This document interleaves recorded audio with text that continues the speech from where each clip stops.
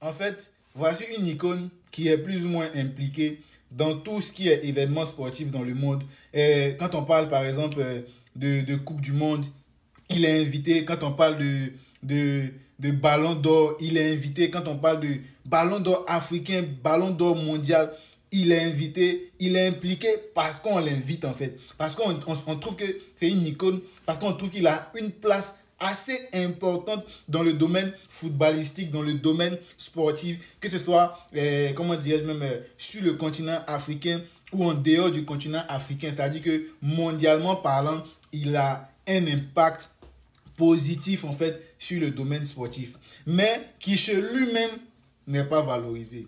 C'est triste de voir que Didier Drogba, Daizoko, celui-là même qui est impliqué dans tout, voici Jeux Olympiques, il est invité aux Jeux Olympiques.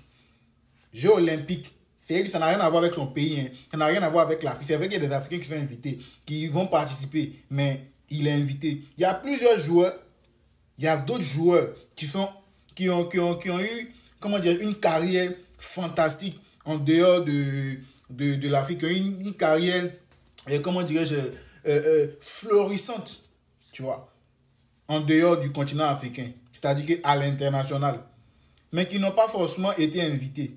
Mais Didier Drogba, en fait, tellement les gens connaissent sa valeur, tellement, il ne sait pas.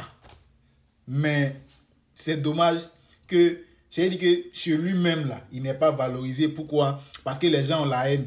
Les gens ont la haine.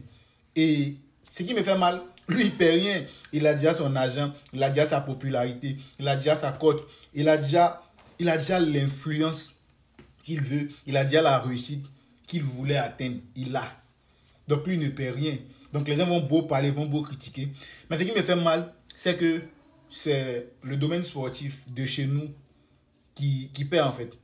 Voilà. C'est-à-dire que c'est ces jeunes-là, passionnés de football, passionnés de tout ce qui est sport, qui décident de consacrer leur vie au sport. Par exemple, il y a des gens qui ont envie de devenir médecin, ils décident de consacrer 9 années d'études pour devenir médecin.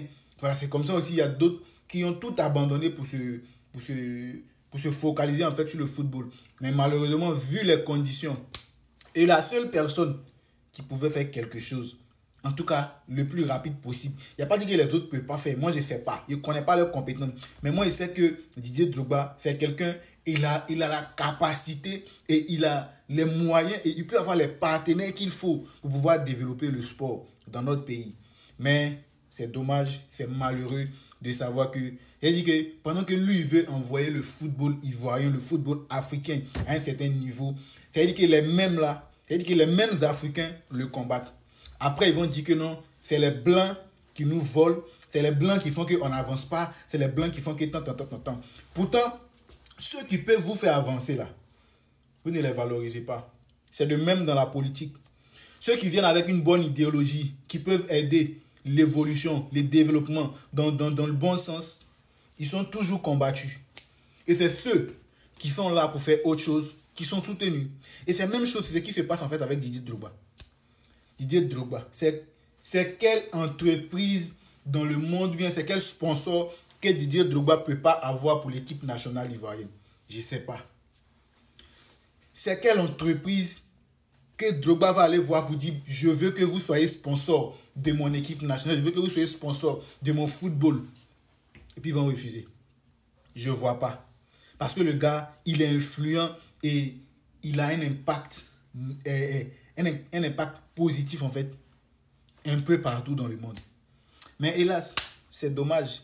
Et ça va toujours rester comme ça. Tant que les gens ne vont pas prendre conscience, vont pas savoir dans quoi ils sont en train de se mettre, ça va toujours rester comme ça. En tout cas, Daizoko, tu es fort.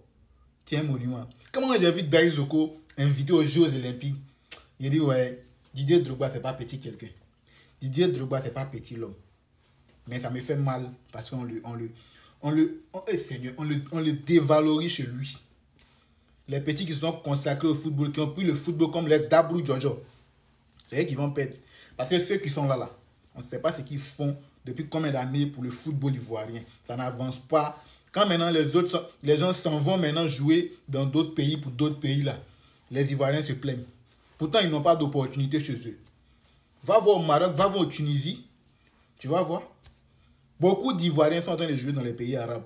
Parce que chez eux ici, ça ne paye pas. C'est-à-dire même là-bas, même s'il joue en D1, en 2 quoi, au moins il sait qu'il va toucher un peu de W Jojo. Il va se débrouiller, il va pouvoir gérer sa vie. Mais allez-y voir, les footballeurs de Côte d'Ivoire, c'est les gaillés tous. La plupart, là, ils n'ont pas l'argent. Ils vont aller jouer match, ils vont aller donner 10 000, ils vont aller donner 5 000. Ils vont payer maison comment? C'est un billet de gaillé. C'est dommage, mais c'est la vérité.